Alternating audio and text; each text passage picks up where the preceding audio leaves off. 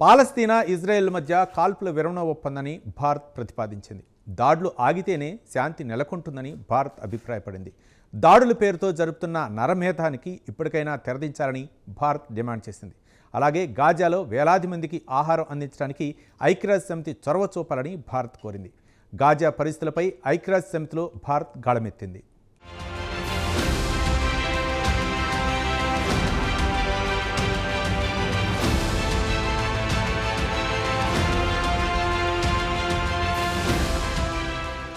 పాలస్తీనా Israel వివాదానికి ఇప్పటికైనా తెరదించాలని భారత్ కోరింది. ఇందులో భాగంగా కాల్పుల విరమణ ఒప్పందం అమలు జరగాలని భారత్ అభిప్రాయపడింది. దీనికోసం ముందుగా రెండు దేశాల మధ్య అర్థవంతమైన చర్చలు జరగాల్సిన అవసరం ఉందని భారత్ పేర్కొంది. తాజాగా గాజా పరిస్థితులపై ఐక్యరాజ్య సమితి సమావేశంలో భారత ప్రతినిధి పర్వతనేని హరీష్ మాట్లాడారు. ఉభయ దేశాల ప్రయోజనాలు దెబ్బతినకుండా వివాదానికి శాంతియుత పరిష్కారం కనుగొనాల్సిన సమయం వచ్చిందన్నారు భారత ప్రతినిధి హరీష్.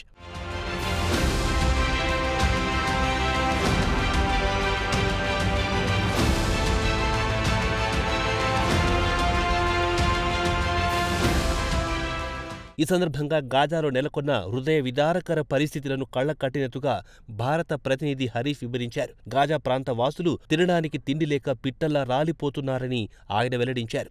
అంతేకాదు గాజా వాసుల కోసం వెళ్తున్న ఆహార పదార్థాలతో కూడిన ట్రక్కులు చోరీకి కూడా గురవుతున్నాయని ఐక్యరాజ్య సమితి వేదికగా ఆయన వెల్లడించారు. ఈ చోరీల వల్ల గాజా వాసులకు అందాల్సిన సహాయం అందడం లేదని హరీష్ ఆవేదన వ్యక్తం చేశారు. అంతేకాదు అనేక మంది చిన్నారులు పోషకాహార లోపంతో ఆసుపత్రుల పాలవుతున్నారని ఆయన తెలియజేశారు.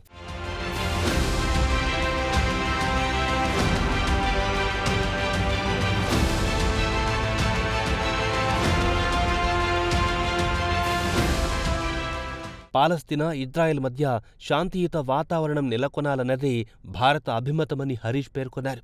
శాంతియుత వాతావరణం నెలకొల్పడానికి ప్రపంచ దేశాలన్నీ చొరవ చూపాల్సిన సమయం వచ్చిందన్నారు. యుద్ధాలు దాడులతో ఏ సమస్య లేదా వివాదం పరిష్కారం కాదని భారత్ కుండబద్దలు కొట్టింది.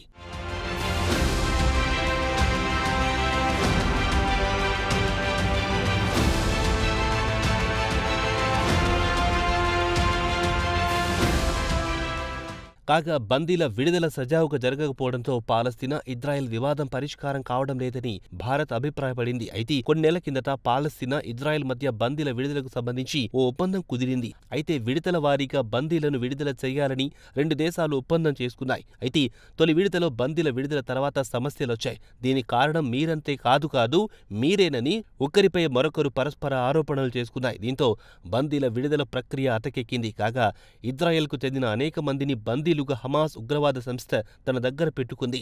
హమాస్ ఆధీనంలో ఉన్న బందీలను వెంటనే విడిచిపెట్టాలని ఇజ్రాయెల్ పట్టుబడుతోంది. అయితే గాజా ప్రాంతాలపై కాల్పులు నిలిపివేస్తేనే బందీలను విడుదల చేస్తామని హమాస్ ఉగ్రవాద సంస్థ షరతు పెట్టింది. దీంతో బందీల విడుదల ఇప్పటికీ ఓ సమస్యగానే మిగిలింది.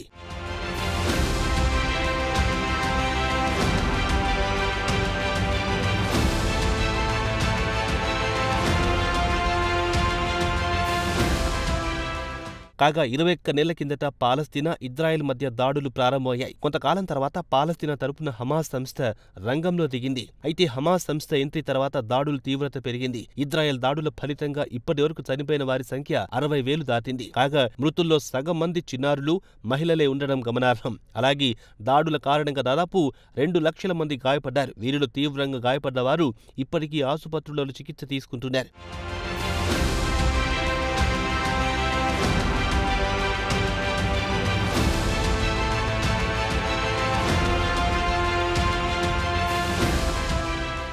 గాజా పరిస్థితులపై ఐక్యరాజ్య సమితి సహా అనేక ప్రపంచ సంస్థలు తీవ్ర ఆందోళన వ్యక్తం చేశాయి. ఒక మాటలో చెప్పాలంటే గాజాలో కరువు నెలకొందని ప్రపంచ సంస్థలు పేర్కొన్నాయి. ఇప్పటికైనా గాజా వాసులకు సంబంధించి యావత్ ప్రపంచం తక్షణమే స్పందించాలని కోరాయి. లేనట్లయితే రానున్న రోజుల్లో మరణాలు మరింత పెరిగే అవకాశం ఉందని అనేక అంతర్జాతీయ సంస్థలు ఆందోళన వ్యక్తం చేశాయి.